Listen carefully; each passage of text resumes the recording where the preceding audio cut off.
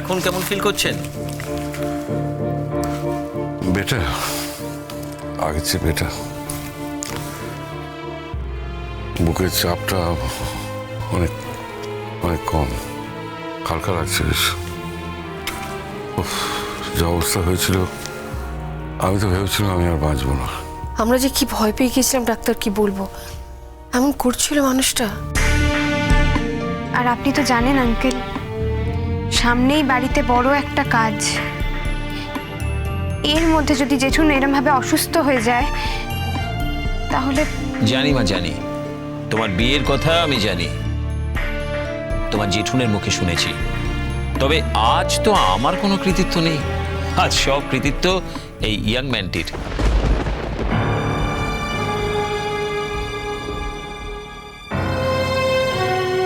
আজ যদি ঠিক সময় ও ওষুধটা পুশ না করতো তাহলে কি হতো সেটা বলা যায় না।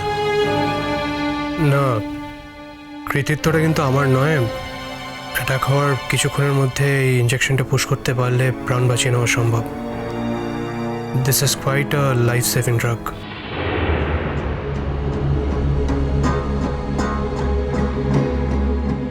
বাই দ্য ওয়ে, আপনি কোথায় লেখাপড়া করেছেন? মানে কোন কলেজে? এখন কোথায় প্র্যাকটিস করছেন?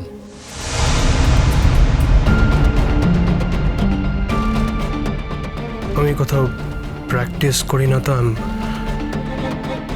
Am not a doctor. একজন ডাক্তার ছাড়া এই ডিসিশনটা নিতেই পারে না, এভাবে ইঞ্জেকশন পুশ করতেও পারে না। আপনি আমাকে না বলতে চান তো সে ব্যাপারটা স্বতন্ত্র, তবে আপনি যে একজন ডাক্তার এটা কিন্তু বুঝতে আমার এতটুকু ভুল হয়নি। ডাক্তারবাবু, পরে না হয় আপনার সাথে এই ব্যাপারে কথা বলবো, এখন থাক। ডাক্তার, আর কোনো বিপদ হবে না তো? আশা করি আর কোনো বিপদ হবে না, তবে খুব সাবধানে থাকতে হবে আর সব সময় মনিটরিং করতে হবে আপনার উপর।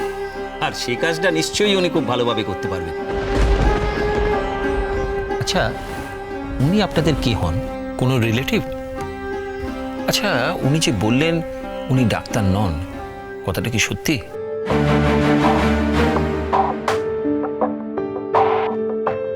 দেখুন, কথাটা যদি সত্যি হয় তাহলে আমার বিস্ময়ের পরিমাণ আরো কয়েক গুণ বাড়বে। আলাপ করে দিই, এই হলো আমার জামাই, মানে টুয়ার সঙ্গে এরই বিয়ে ঠিক হয়েছে। I see. আচ্ছা, ওর প্রফেশনটা কি?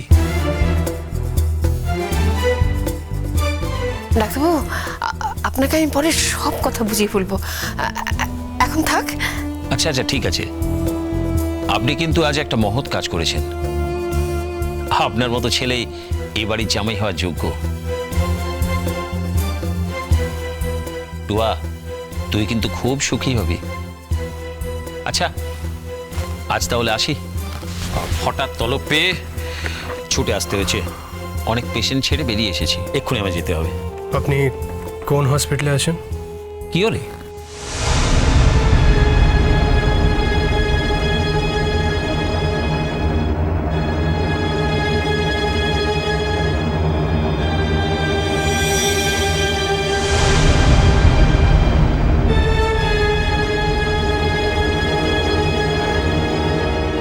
আসি তাহলে। কিছু ভাই,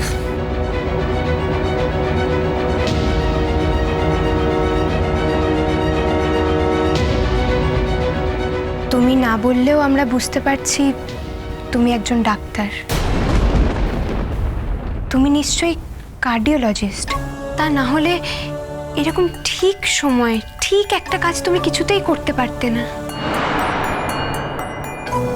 বিক্রম, তুমি আমার জেঠুনকে বাঁচিয়েছো। আমি সারা জীবন তোমার কাছে কৃতজ্ঞ থাকবো। আমি ডাক্তার কিনা আমার জানা নেই, আমি কার্ডিওলজিস্ট কিনা তা আমি জানি না। যদি ডাক্তার হয়ে থাকো তাতে ক্ষতি কি বাবা? একজন ডাক্তার হওয়া মানে তো প্রায় ঈশ্বরের সামনে। ডাক্তার মানুষের কত উপকার করে বলো তো? ঈশ্বরের আশীর্বাদ ছাড়া কি ডাক্তার হওয়া যায় বলো? আজ হয়তো তোমার কিছু মনে পড়ছে না, কিন্তু একদিন তোমার সবটা মনে পড়বে। আর সেদিন তুমি আবার ডাক্তারি করবে।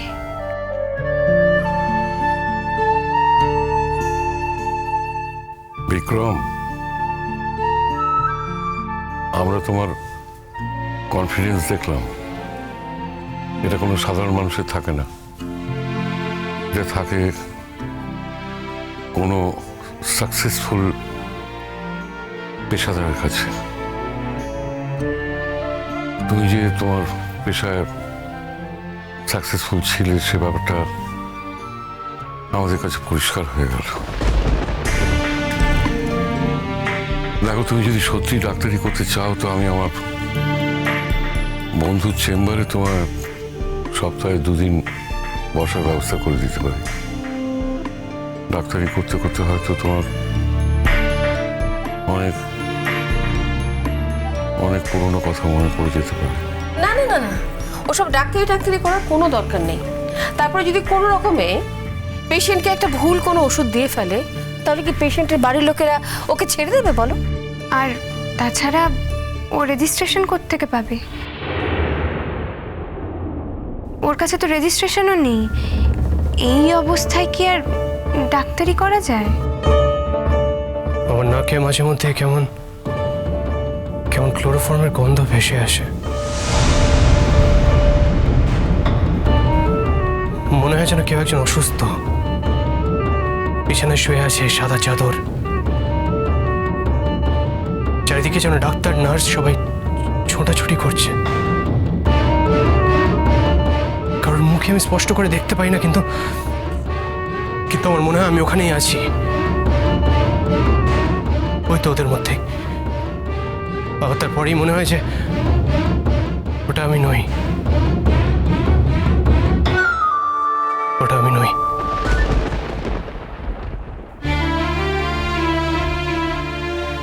বাবা, বাড়িতে সামনে একটা বড় কাজ, শুভ কাজ। এই সময় তুমি এগুলো নিয়ে নাইবা ভাবলে,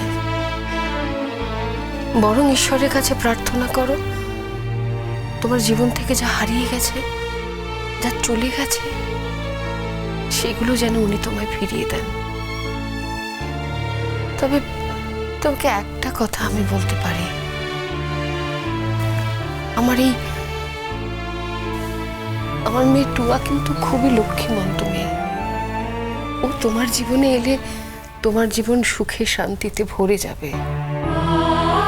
আর আমি এটাও বিশ্বাস করি যে তুমি ওকে খুব সুখে রাখবে, তাই তো বাবা?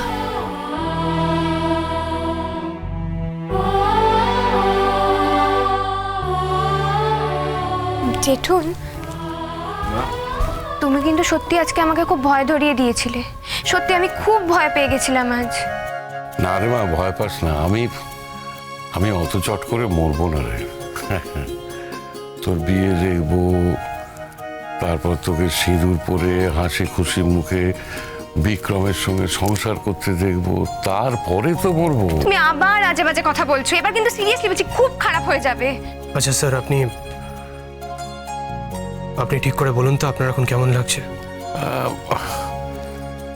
একটু দুর্বলতা আছে, অবশ্য সেই বুকের চাপটা নেই। জানো বাবা, তুমি যদি ঠিক সময় এসে আমাকে ইঞ্জেকশনটা না দিতে, তাহলে ওই ডাক্তার আস্তে আস্তে আমার হয়তো ভবলীলা সাঙ্গ হয়ে যেত।